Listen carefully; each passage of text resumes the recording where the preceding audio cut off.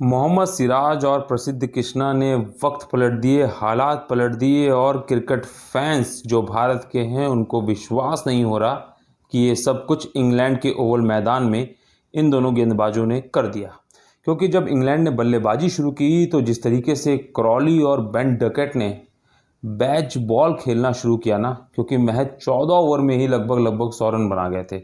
और जिस तरीके से अर्शतक क्रॉली की अगर बात करें तो महज 40 गेंदों के आसपास, और वैसे ही बेन डकेट भी शानदार मार रहे थे। और बेन डकेट ने तो आकाशदीप को यहाँ तक कह दिया था कि आज तुम मुझे आउट नहीं कर पाओगे। इंग्लैंड का स्कोर 110 रन पहुंच चुका था, कोई विकेट नहीं गिरा था और हम सबको पता था कि भारत ने कितने रन बनाए हैं, महज 224। ऐसे में लग रहा था आज इंग्लैंड तो ताबड़तोड़ रन बनाएगा और बैच बॉल जो सिराज ने पिछले टेस्ट मैच में कहा था कि वेयर इज बैच बॉल, वो आज सिराज को दिखा देंगे। लेकिन यहीं से फिर पहला चमत्कार होता है कि आकाशदीप बेन डकेट को आउट करते हैं शानदार गेंद पे। उसके बाद क्योंकि बल्लेबाजी आप सोचिए ना कि भले बेन स्टोक्स ना हो लेकिन ओली पोप हैं, ओवर्टन, जैक स्मिथ और सबसे बड़ा बल्लेबाज जो रूट। अब ये सारे बल्लेबाज थे तो ऐसा लग रहा था महज 110 रन पे जो विकेट गिरा है वो भारत को बहुत कुछ सुकून नहीं देगा। लेकिन नहीं, यहीं से पूरा मैच का हाल बदल डाला प्रसिद्ध कृष्णा और सिराज ने। क्योंकि बुमराह हमारे पास अवेलेबल है नहीं इस टेस्ट मैच में, लेकिन डीएसपी ऑन ड्यूटी आज हो गए। आपको बता दें प्रसिद्ध कृष्णा ने विकेट लिया, उसके बाद 3 एलपीडब्ल्यू, जिसमें बैथल का विकेट, जिसमें जो रूट का विकेट और जिसमें पोप का विकेट एलपीडब्ल्यू के माध्यम से मोहम्मद सिराज ने लिया।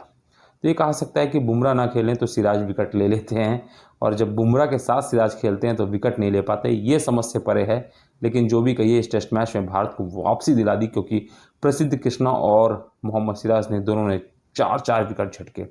हैरी ब्रूक जो अंतिम विकेट के लिए एक तरीके से लगातार शानदार शतक लगा चुके थे, छक्का ही मार चुके थे, उनको जो बोल्ड किया तो पूरा भारत खुशी से चहक उठा।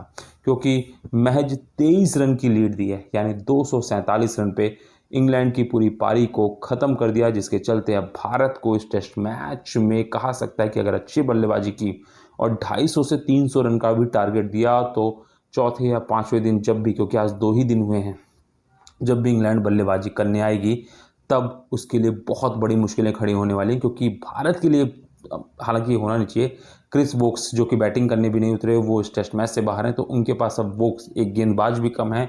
और ऐसे में भारत के पास बहुत अच्छा मौका है कि वो सदी हुई, क्योंकि अभी 2 ही दिन हुए हैं, क्योंकि बारिश भी आ जा रही है, गेम खेलेगी। लेकिन जिस तरीके से 2 दिन के अंदर ही 20 विकेट गिर चुके हैं, तो ये तो तय है कि इस टेस्ट मैच का रिजल्ट आना है। अब भारत अगर इस टेस्ट मैच को जीतता है तो सीरीज़ 2-2 पे लेवल होगी। लेकिन वहीं अगर भारत इस टेस्ट मैच को हारा तो भारत के हाथ से सीरीज़ भी जाएगी और 3-1, समझ रहे हैं ना क्या होगा। और मैंने जो कहा ना कि सीरीज़ ड्रॉ तब होगी जब भारत इस मैच को जीतेगा। तो कहा जा सकता है कि सिराज और प्रसिद्ध कृष्णा ने तो काम कर दिखाया है।